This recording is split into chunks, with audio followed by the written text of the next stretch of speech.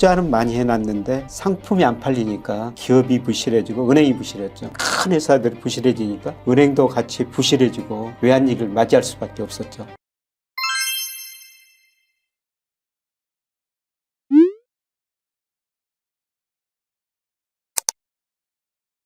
안녕하세요. 김혜익의 경제스킬 시청자 여러분. 이번 주제는요. 외환위기 오는가? 라는 주제입니다. 먼저 교수님께 인사드리고 시작해볼게요. 교수님 안녕하세요. 예, 안녕하세요. 네, 교수님 요즘 이 질문 참 많이 받습니다. 예. 외환위기 올 거라고 생각해? 라는 질문을 정말 많이 받는데요. 예.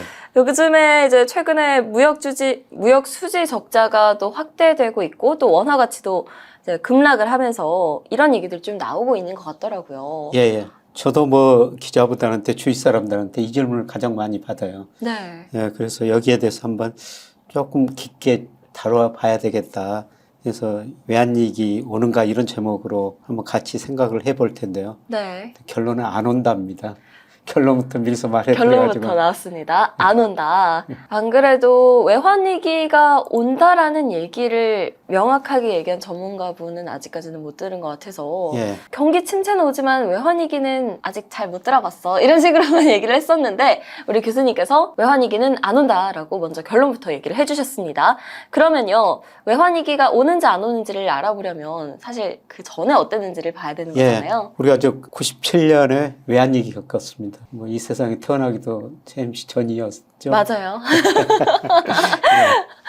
네. 그때 외환위기를 많은 전문가들이 예상을 못했어요. 정부도 안 온다고 그랬는데. 네, 그런데 외환위기가 왔었죠. 네. 그래서 그때 예상을 못하는 외환위기가 왔기 때문에 요새 그 외환위기 이야기하신 분들은 뭐 일부겠지만은 그때 경험을 살려가지고 안 온다고 괜찮다고 그랬는데 와가지고 큰 실수를 했지 않습니까? 그렇죠. 네, 그래서 최근에 조금씩 어려워지면은 뭐 외환위기 온다 이런 이야기까지 나오는데요. 그 정도는 아닐 것 같습니다. 우리가 이제 97년에 외환위기 겪었는데요. 그 원인이 어디가 있는가? 86년, 88년에 우리 경제 엄청 좋았었거든요. 그렇죠. 엄청 좋았죠. 우리 경제가 12% 성장했어요. 그때가 3조 호황이라고 그랬는데요. 전 세계가 유가가 굉장히 낮았거든요. 네. 그래서 사우디가 원유 생산 미국 부탁받고 늘려주니까 유가가 배럴당 27달러, 8달러까지 떨어진 거예요. 유가가 떨어지니까 물가가 떨어지고 물가가 떨어지니까 전 세계 중앙은행이 저금리 정책을 펼쳤고요. 네. 이때 미국이 어려우니까 85년 플라잡을 통해 가지고 달러 약세, 엔강세를 유출했어요.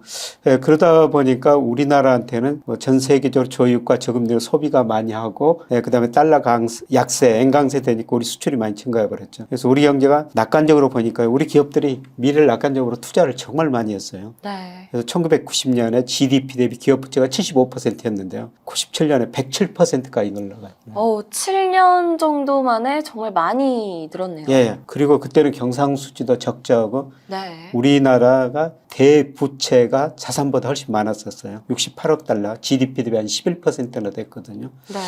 예, 그래서 이제 90년대에 돌아가지고 투자는 많이 해놨는데 상품이 안 팔리니까 기업이 부실해지고 은행이 부실했죠. 예, 그때 뭐 대표적으로 부실한 회사들이 한보철강 같은 회사, 그다음에 지금 뭐 기아차 있으면 그때 기아차도 굉장히 부실해졌었거든요. 네. 예, 그리고 대우 일부 계열사들 뭐 이런 회사들이 큰 회사들이 부실해지니까 은행도 같이 부실해지고 외환위기를 맞이할 수밖에 없었죠.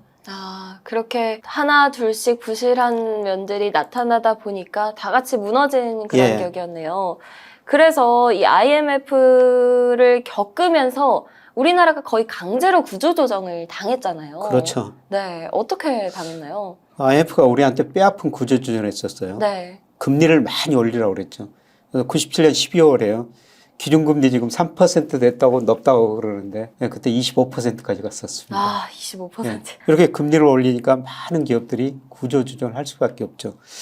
네, 그런데 그때 저는 아주 젊은 때였었는데요. 네. IMF 처방이 너무 가혹하다는 생각이 들어가지고 한 경제신문에다가 뭐 이름도 안 알려졌는데 칼럼을 하나 써서 보냈어요. 근데 네. 실어주더라고요. 그래서 그때 IMF 도움을 안 받으면 우리 국가 부도까지 갈 상황이어가지고 네. IMF 처방에 대해서 누구도 반론을 제기지 못했거든요. 근데 제가 보기에는 너무 많은 고금리 정책을 펼쳐가지고 너무 많은 기업들이 없어지고 근로자들이 해고당하는 거예요. 네. 이때 얼마나 많은 기업들이 없어졌냐면요. 우리나라 30대 재벌 중 11개가 해체됐습니다. 와, 그냥 3분의 1이 쓸려 나갔네요. 그렇죠. 은행 14개가 없어지고 네. 그러니까 많은 기업들이 없어지고 근로자들 해고가 다니면서 정말 뼈아픈 구조조정을 했죠. 제가 보기에는 그 당시에 너무 IMF가 너무 심한 구조조정을 우리한테 요구하고 있다. 그때 뭐 잘했는지도 모르겠어요. 네. 많은 회사들이 그 구조조정을 해가지고 그 이후로 안정성장 국면에 들었었으니까. 근데 그 당시 제 생각으로는 금리가 그렇게 높아지지 않았으면 없어지지 않을 회사도 없어졌거든요. 아. 그 회사 다니는 많은 근로자들이 해고 안 당했는데 당했어야 했었죠. 네. 네, 그래서 처방이 가다 그런 음. 칼럼을 한번 쓴 적이 있었습니다만 네. 그때는 그렇게 젊어서 그런 용기가 있었던 것 같습니다. 그래도 지금도 네. 그때 패기와 열정을 그대로 유지하고 계시잖아요. 그래서 지금 이렇게 김효익 교수님이 네, 저명한 그때보다는 분이 열정이 되셨잖아요. 많이 줄어들었어요. 아예 아닌 것 그때는 같은데요? 이렇게 IMF한테도 대항해보고 그다음에 회사 높은 분들한테도 이론에 어긋나는 말씀을 하시면은 그 회의에서 대들었거든요. 오. 혼난 적도 많이 있습니다. 요새는 안 그러는데 그때는 아마 젊어서 철없어서 그랬던 것 같아요. 아, 그랬던 시절에 교수님도 있으셨군요.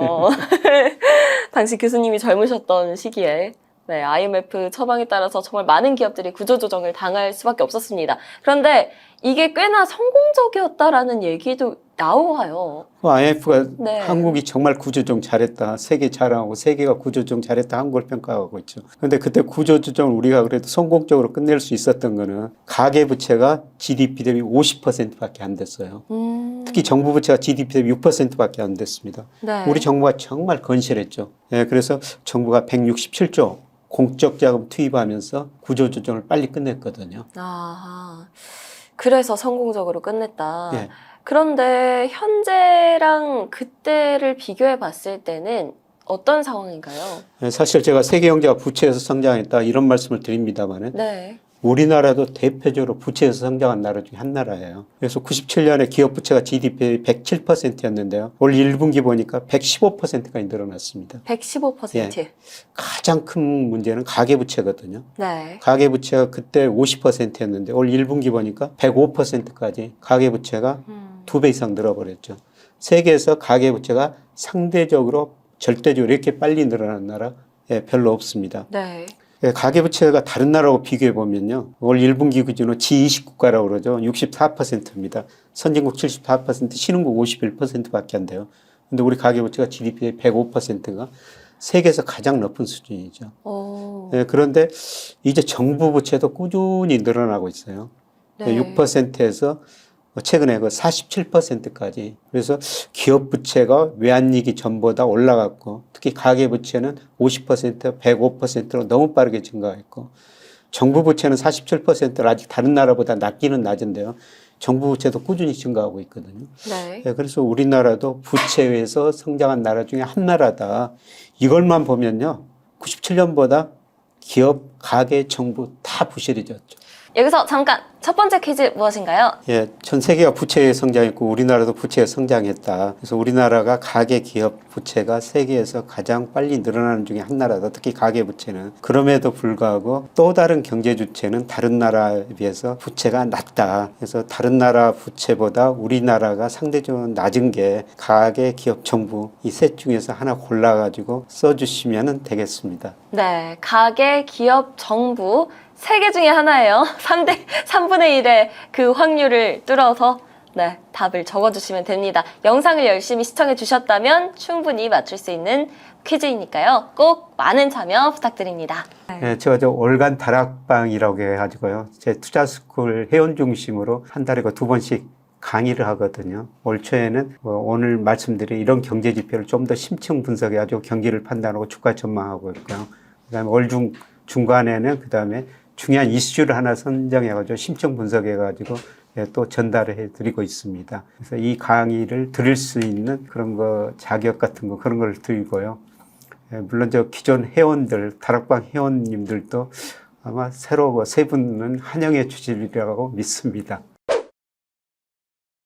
경제스쿨 애독자 여러분들, 올해 투자하기 참 어렵다는 이야기를 많이 하시는데요. 위기를 기회로 바꿀 수 있는 준비를 잘 해두신다면 지금이 바로 부를 축적해 나갈 좋은 타이밍이다. 그 타이밍을 한 번은 실패로 놓치지 않으면 하는 간절한 바람으로 같이 공부하는 투자스쿨도 열심히 준비하고 있으니 투자가 어렵다고 생각하는 분들도 함께 해보셔도 좋겠습니다.